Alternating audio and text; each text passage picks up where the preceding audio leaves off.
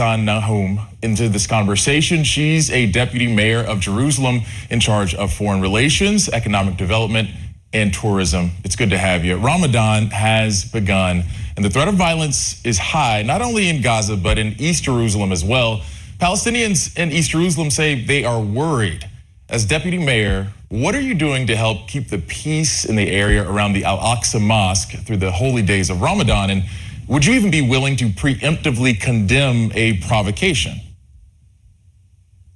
Well, I don't understand what you mean by provocation. Let me tell you what we normally do.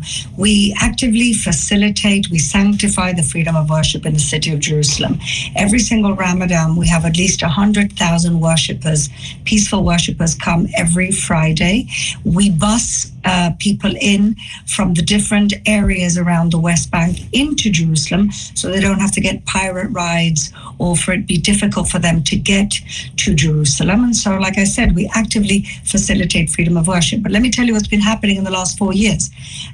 When Hamas wants to curate a confrontation, they send 250 hooligans/terrorists up to Temple Mount at 5 a.m. They take explosives with them and big rocks, and they start desecrating their own mosque. They lock themselves in and start making dangerous the environment, throwing stones down at the Wailing Wall.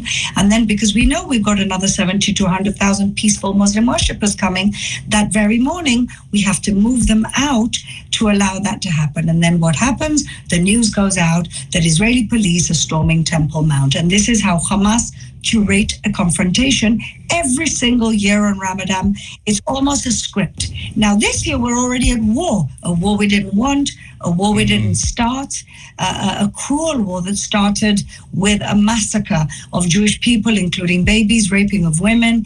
And unfortunately, we still have 134 hostages stuck in the dungeons of Hamas in Gaza. So this war could end. That's true, in an hour. but there are a few things that I want to, if you don't mind, there are a few things that I want to cover here. When I say provocation, sure, there are a number of different things that could be seen as provocations. Limiting the amount of people going into Al-Aqsa Mosque, Israeli police presence and raids.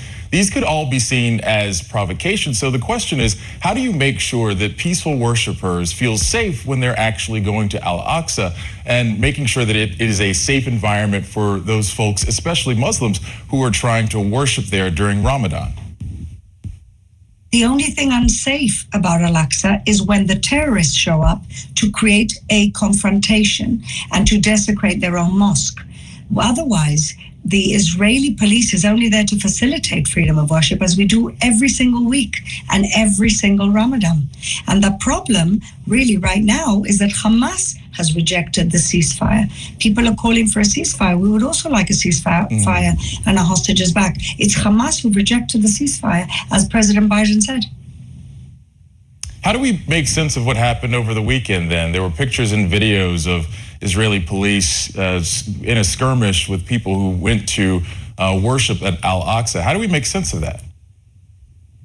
Well, you have to separate the peaceful worshippers and the worshippers that show up sent by Hamas in order to create trouble, so that you can be asking me those questions.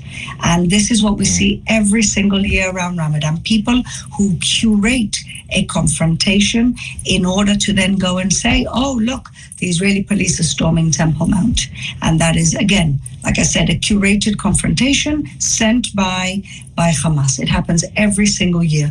How do you explain the fact that 100,000 peaceful worshippers are there on an average Friday, facilitated by the Israeli police? We're not looking for trouble. What we're looking for is for peaceful worshippers to have that right.